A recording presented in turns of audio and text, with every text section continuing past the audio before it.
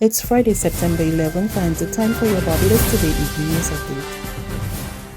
The cost of inter-regional travel continues to engage the attention of all stakeholders, and Tourism and International Transport Minister Senator Lisa Cummins disclosed today that Prime Minister Mia Mottley was still in the process of tweaking government taxes associated with regional travel. She made the comment during an Inter-Caribbean Airways and Barbados Tourism Marketing Inc. Special Product Introduction Breakfast Seminar at the Accra Barbados Hotel on Friday. The airline, which started operations here on August 4th, is seeking to expand air link between Bridgetown and other regional destinations. Cummins said she was encouraged by the airline's move to help get cargo in and out of Barbados more seamlessly, adding that government would ensure an enabling environment. One of the key issues that has come up repeatedly as we speak about interregional travel is that it is less expensive for me to get on a plane to go to Miami or to go to New York than it is to travel around the region. And this is something that has continued to get the attention of all of our governments and will continue to do so. But I'm encouraged, as I listened to the presentation this morning, that you are already looking at the question of fares and pricing and ensuring that you're able to have those add-ons, including baggage and, of course, refreshments, including beverages on board the flight.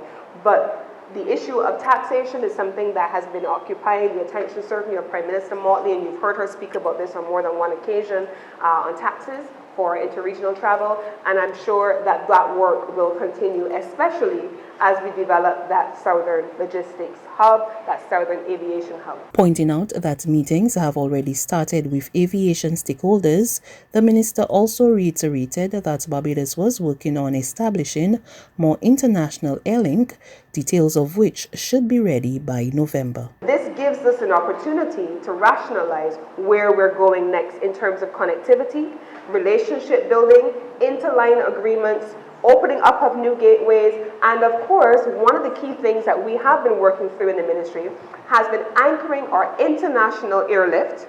Where are we coming from in our major source markets, whether it is the United States in the north, Canada a little further, or in Europe, we're looking at the UK and out of 2 airports already. But where else should we be going? What does our international airlift look like? And how do we translate an expansion of our international airlift into the creation and the planking of that interregional hub for Eastern and Southern Caribbean traffic? That is one of the things that is going to drive a significant agenda item for the Ministry of Tourism and International Transport in the coming weeks. And within the next 2 months or so, we expect to have a new model which is going to drive the development of that new model for Barbados and for our aviation and international transportation sector. Barbadians no longer have to wait in long lines at the Immigration Department to pick up their passport. That's due to a partnership between that department and the Barbados Postal Service, which now provides delivery of such documents anywhere on the island at a cost of $16. During the launch of the new passport delivery service, Minister of Home Affairs Wilfred Abrams said the decision to introduce the service was made to eliminate the hassle of long lines while doing business at the Immigration Department. It is optional. Some people may not want to pay the $16. The $16 is a bare cost to us to deliver this. So the post office is not making a profit on it. But we are trying to make the post office relevant. Once upon a time, people used to write letters. So the post, as we knew it, used to consist of delivering letters, delivering packages. That market is naturally cutting down with email and instant messaging and whatnot. So the postal service needs to look at what it does deliver and make itself evolve with the times and make itself relevant to what Barbados needs now. So if someone wishes to not select the deliver by courier and wishes to come and collect it themselves, then they can come and collect it themselves. Having myself stood up outside the Immigration Department waiting to collect a passport and having viewed what happened the other day, I think $16 is a very, very small price to pay for not having to come into town and having it delivered to wherever you are. Kerry Ward was the first person to have her passport delivered. This is great. This is so convenient. Not having to drive into town and look for parking and stand up possibly in a line outside in the sun. So this is a great idea to have it delivered. I recommend it to anyone. A construction company was hit hard last month by criminal elements who made away with several tools. Police did not disclose the name of the company, saying that investigations were still ongoing. However, Station Sergeant Dudley Waldron, attached to the Criminal Investigation Department, told Barbados Today that a number of power tools, including saws, drills, angle grinders, blowers and chainsaws were recovered during 2 investigations conducted in the St. Michael area. The lead investigator and his department are now appealing to the public to help identify those tools. No new COVID-19 cases recorded today, but 1 person was discharged from the isolation facility at Harrison Point, St. Lucie, after receiving 2 consecutive negative test results from the viral illness. There are now 15 people in isolation and 158 people have recovered from the virus. The total number of cases recorded in Barbados remains at 180. There's regional and international news after this short break.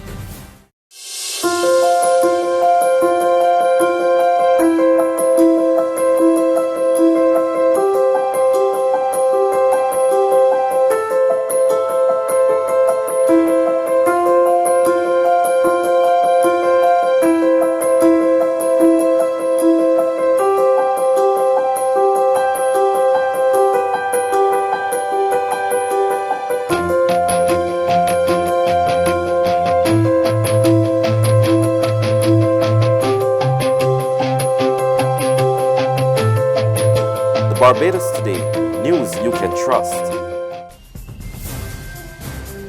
To my regional neighbors now, residents in Bermuda batten down for Tropical Storm Paulette, which Met officials forecast will become a hurricane by Saturday night. The system is expected to bring hazardous conditions to the country on Sunday night into Monday. In preparation for the system, the Emergency Measures Organization, led by the Minister of National Security, Renee Ming, warned residents to prepare for the storm with COVID-19 protocols in mind. The impending system may impact the opening of schools. Public schools are set to resume on Monday. However, any decisions regarding the closure of schools, suspension of public transport, closure of government offices, or curtailing any other government services due to the storm will be shared following our EMO meeting tomorrow afternoon. The public will be properly advised of any major decisions that affect them. Additionally, the Bermuda Police Service, the Royal Bermuda Regiment, the Parks Department, and the Ministry of Public Works are mobilizing their resources in the east, west, and central areas of the island to ensure safety and security. And finally, on the international scene, around 500,000 people in Oregon were put on the evacuation alerts on Friday, with residents of its largest city told to be ready to leave at a moment's notice. More in this Reuters TV report. Around 500,000 Oregonians are now displaced. That's about an eighth of the state's total population, as wind-driven wildfires continue on a path of destruction. Footage shows whole communities razed to the ground, with charred vehicles scattered in the inferno's wake. The community of Molalla, 25 miles south of downtown Portland, was an ash-covered ghost town Friday after its more than 9,000 residents were told to evacuate. 30 people refused to leave, according to the fire department. At least 4 people have died in Oregon, according to officials, while in neighboring California, at least 11 people have died from fires. Oregon bore the brunt of nearly 100 major wildfires raging across western states like California and Washington. Where in Tacoma this week, a dramatic rescue was caught on camera. Everybody get back! U.S. Coast Guard veteran Stephen Biles saw black smoke pouring from a house. He ran toward it, urging residents there and in the house beside it to get out before it was too late. Hey, you gotta get out of your house! Hey. Fire crews quickly arrived on scene. In Phoenix, Oregon, the charred remains of a mobile home park. It's awful. It's awful. That's news. But for the very latest, visit us at www.barbadostoday.bb. You can also subscribe to our e-paper, email updates, or like us on Facebook, and sign up for our breaking news alerts via WhatsApp. We're also on Izumi Media in bus terminals, as well as screenplay at supermarkets and gas stations near you.